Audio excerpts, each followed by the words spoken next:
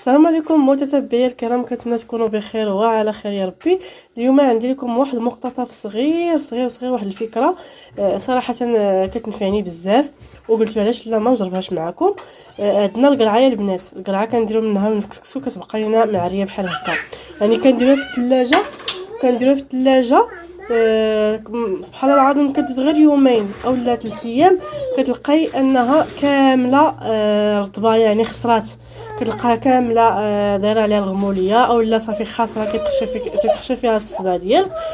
المهم واحد الفكره، واخا دير في البلاستيك واخا دير اللي بغيتي، المهم واحد الفكره استفدت منها صراحه. وصراحه انا البنات هذه الفكره عجبتني ونفعتني شحال من مره، قلت علاش لا ما نستافد انا وتستافدوا حتى نتوما، يعني ما فيها عيب ان هاد القرعه هذه كنهزو الدقيق الفرص كنغطيوها كاع به، وكتحطها سبحان الله العظيم كتديك حتى 2 سيمانات ما كيوقع عليها حتى شي حاجه. جربوها البنات وردوا عليا الخبر. هانتوما انا عندي هذه استعملت منها وبقى لي هذا الشيء، وغادي ندرج عليها غادي نغطيها كامله بالدقيق الابيض ونديرها في الثلاجه بلا ما تغطيها بلا بلاستيك لا حتى شي حاجه.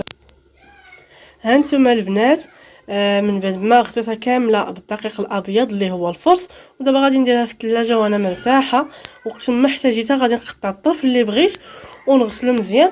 وهانتي دايراه الكسكسو ديالك، دايرها للطاجين، دايرها لاصوب، زعما اللي بغيتي كتبقى سبحان الله العظيم كيف ما ديتيها كتبقى طريه. المهم البنات ما تنساوناش من الاشتراك في القناه اللي مازال ما اشتركتش في القناه، وشاركوا الفيديو مع الاصدقاء ديالكم باش تكبر حتى حنا العائله ديالنا وتكبر القناه. في امان الله، يلا الله يعاونكم.